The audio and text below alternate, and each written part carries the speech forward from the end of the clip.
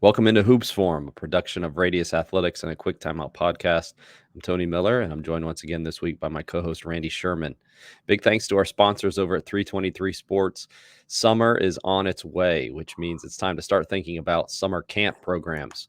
Your campers will love the 323 Sports Performance Camp t-shirts, which start at an incredibly low price of $7.99. To find out more, visit 323sports.com, or you can contact a sales rep at sales@323sports.com. They'll be sure to do it right for your basketball camp program. Randy, the carousel is in full swing. And what carousel is that? The coaching carousel. Yes. I saw from Adam Nelson over at Hoop Dirt. They track all the changes throughout the year, and he projected back at the start of May, or back at the start of March, excuse me, that around 60 coaches and will change spots just at the D1 level. Okay. And you add in there, obviously, D2, D3, NAIA, prep schools, high school levels, so on and so on. And Yeah. those are thousands, maybe even tens of thousands of coaching changes that can occur in any given year. Yeah.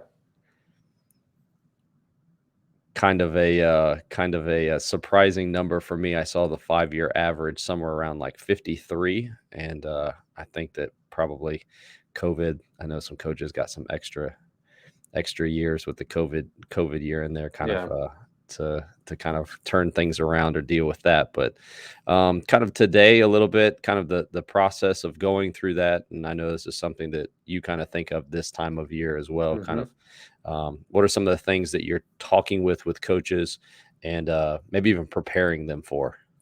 Yeah, I'd say this time of year, the springtime, early summer, as we move from spring through spring into the early summer, is a time when a coach is at the college and high school level. If they're going to change jobs or look at other opportunities, this is the height of that season. So I kind of have in the past, and I anticipate helping coaches this offseason once again with things like interview prep, interview tips,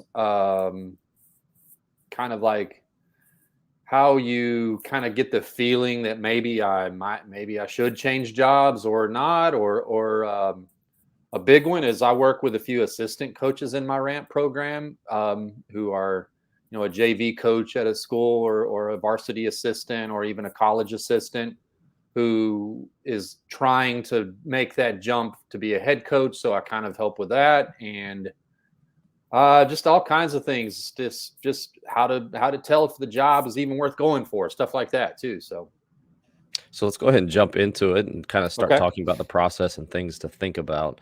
And I'll start with the prep for the interview. What would you say are some must-dos for coaches as they prepare for that interview? I think two come to mind that I've seen sort of like not done well that might have cost a coach an opportunity. One is do your homework on the place you're applying. I was an assistant athletic director and interviewed coaches and for coaching positions, and it kind of bothered me when an applicant would show up to an interview or maybe a phone interview or a Zoom or something like that, and really not know much about the school, why they were applying. I just sort of got the sense from that candidate that they were looking for a job, not necessarily looking for a job here. And I would say you want to present yourself as interested in the institution, whether that be a university, a high school, a private school, or whatever that you're going to go coach. So one way to express that interest is having done a little homework up front. Know something about the school so you can kind of sound like an informed candidate. I'd say the second thing that would be great for prep would be spend some time putting down on paper sort of your vision for how you want to run a program, not only like say tactically on the court, but like how you might want to set up your coaching staff, how you might divvy up duties among your assistants and things like that, so you can paint a picture to the interviewer as to what your plan of attack is when you take the job. I would be reluctant to hire a coach who sort of couldn't delineate their structure, their plan for what they would at least like to do, and let's see if some of those things are possible and see if it's a match. So spend some time thinking about those things. Those would be my main two for prep. The first one that you mentioned, I'll say as a younger coach, I didn't value that as much in regards to the maybe the culture of the school, Yeah. understanding more than just the basketball program itself, but like the kind of school that I think even especially at like it's more important maybe at the college level where you're recruiting players to that school and Mm-hmm. what kind of player is a fit for that school. And when you come in and you are able to communicate that your vision aligns with the academic mission of the school and the athletic culture that's Yeah. already existing there at the school, I have a feeling that the athletic director, whoever you're interviewing with, will take you more seriously or be like, this is somebody that we want because they'll come in and fit into our program. And that doesn't mean you just keep doing what has already been done there, but your goals align with what they want to do. And I think there's kind of a lack of value that's put on that sometimes in Yeah. sports because it's just we look just at the sports and we want to have a good basketball program, but like how do you fit with the other programs that are there at the school, and especially like I said at the college level, like how do you fit with the academic side of the school? Yeah. I think too, just if you look at trying to get a job as a competitive thing, like there's other coaches applying, they're going to speak to other candidates. I want to set myself apart. And one way to do that is to walk into that interview informed about the place that you're trying to get employment at. Like, know what it's like, ask around beforehand. If it's kind of out of your geographical area, make some phone calls to someone you might know in the area that might could clue you in. Do your internet research, all of that stuff. So like the interviewers look at the interviewee and kind of after you leave the room, they're like, that guy kind of knew he was really, prepared for what this job's all about. That we got to separate ourselves from the other applicants. And that's one way you can do it. I have heard from at least a college coach who interviewed for a place, maybe at the high school level too. I'm a little bit less familiar with that, Mm-hmm. but I heard one say, "I got this job," or the athletic director, whoever it was very impressed when I came in. I knew every single one of the players, and I had an action plan for each one of the players, and they got so detailed that they had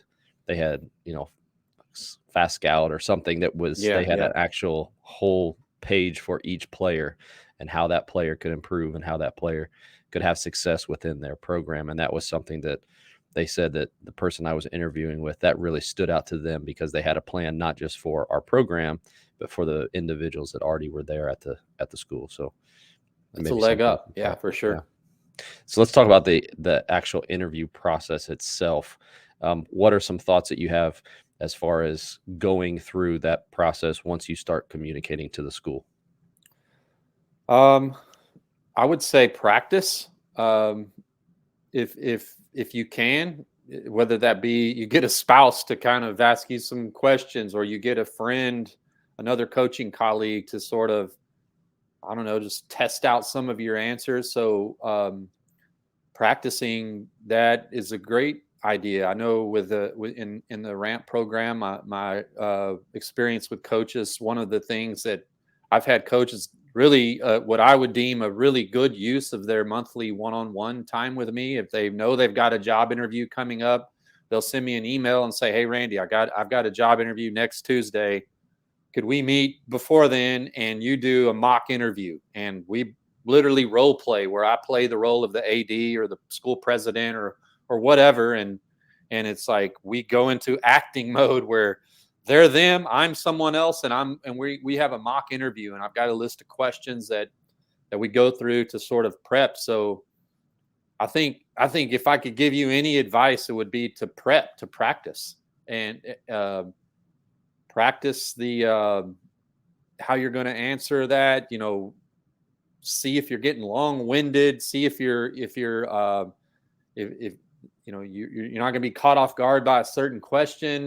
So practice. That'd be my biggest advice. I'd encourage coaches to ask like friends who've gone through the process, like Yeah. what would you have done different, or what were you surprised at, What was it or like? what was it What's a like? committee interview like versus one with a one-on-one person? Yeah. I That'd had be one. another tip. I would say it's not out of line or rude or whatever to you get invited to an interview to send an email or call the person and say, hey, what type of interview will it be?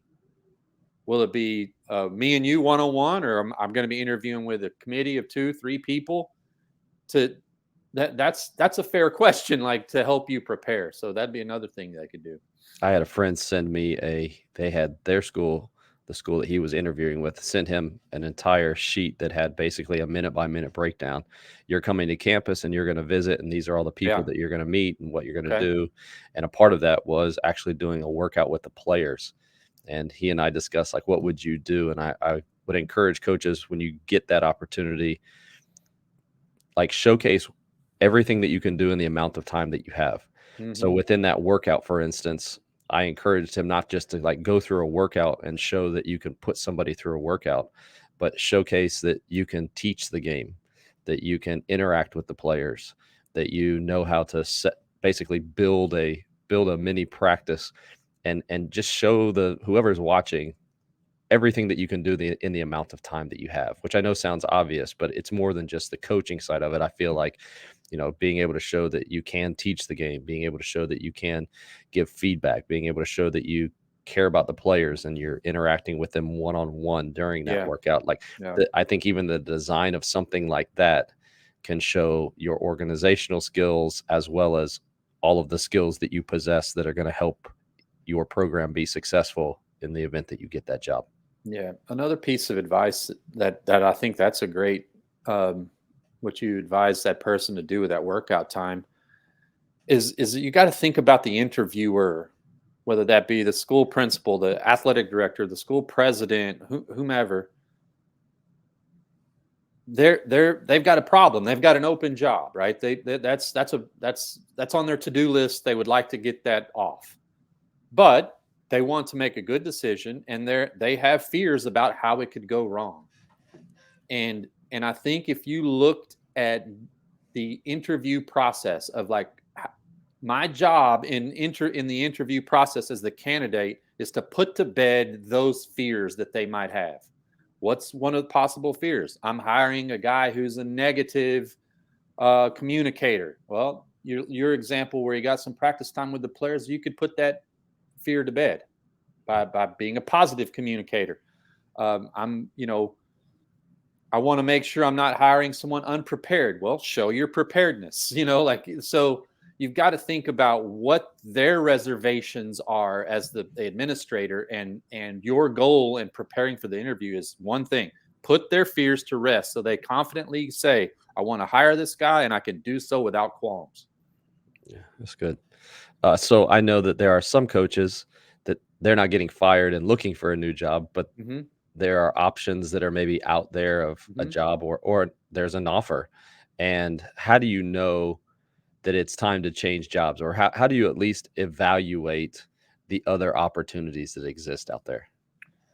Well, I think you asked me two questions there. One, how do you know it's time to change jobs? That can be different for every individual. Some coaches, some just people in general have like a high change calendar, meaning I'm sure you know a friend who maybe gets a new car every 2 years, or you know finds change and novelty in their life in a short span, right? Like some people have a very long change calendar. They don't change anything. They've had the same car, house, haircut since they were 18 or something, and so they're not really into change and as much. And we all have a change calendar, but some is shorter than others. So some coaches just like a new environment, a new setting, a new group of kids, a new place. um, you know um, you've got family to consider for a lot of coaches, so it's not just as easy as just I want to change, so I'm going to do it. I get that, but like I read a great quote recently that I think applies to your question. Is someone was communicating with a CEO of a company, and the their consultant was looking at their company, and they said this division of your company is kind of on life support, meaning it's just kind of rocking along. It's just kind of existing. It's not really adding much to the company. It's not necessarily taking anything away, but it's on life support.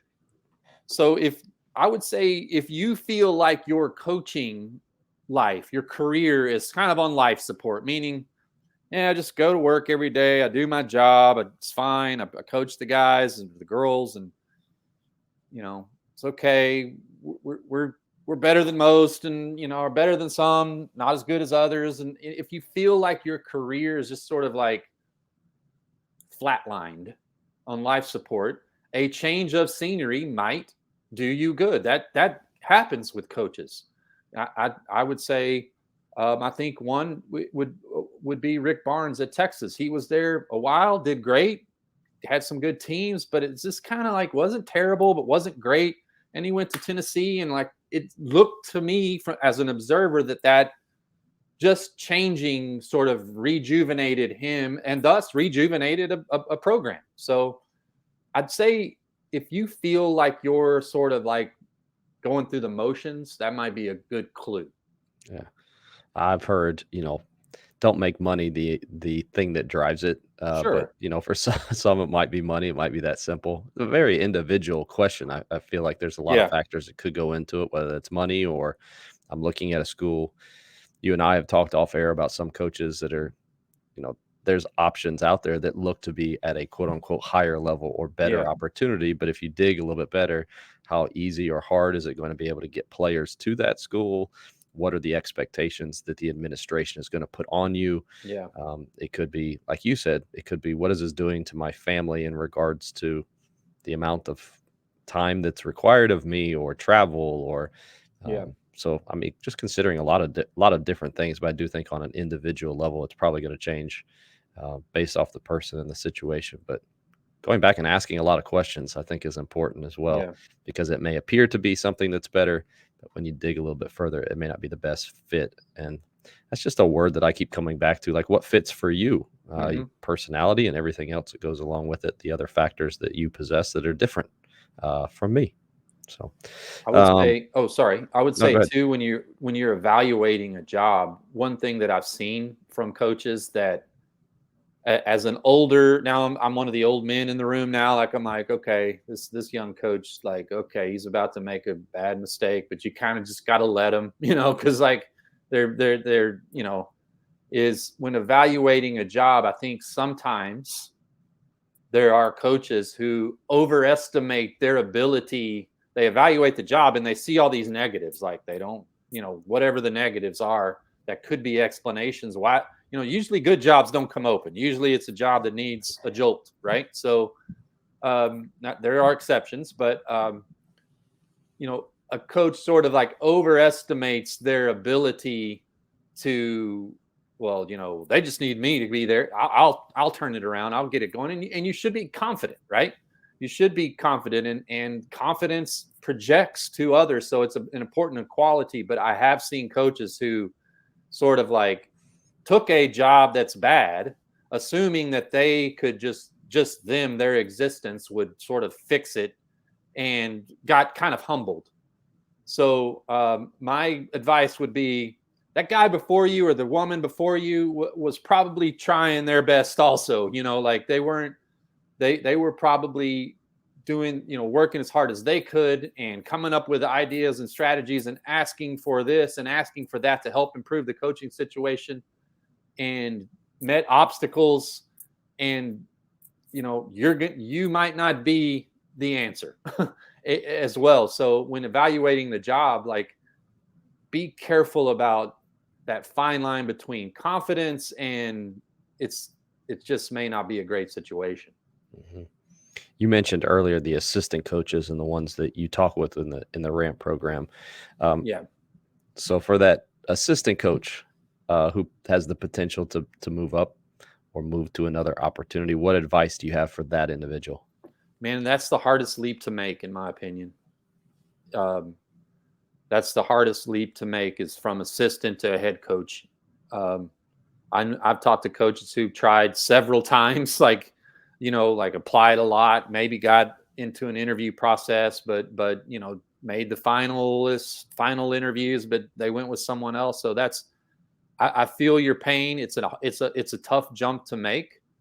I have two pieces of advice. One would be to, during your time as an assistant, make connections with people, like remember names, ask for business cards, um, keep up with people that move on to other positions, send them notes, emails of congratulations if they took a new job, like just keep your relationship network growing and alive, because you never know when that person who you met 5 years ago, who you've kept in touch with, gets put in a position that could give you a nudge or something like that. So I know all of you guys out there that are listening that are assistant coaches are trying this and you felt like it's not working, but it really only takes one connection and one relationship to get you started.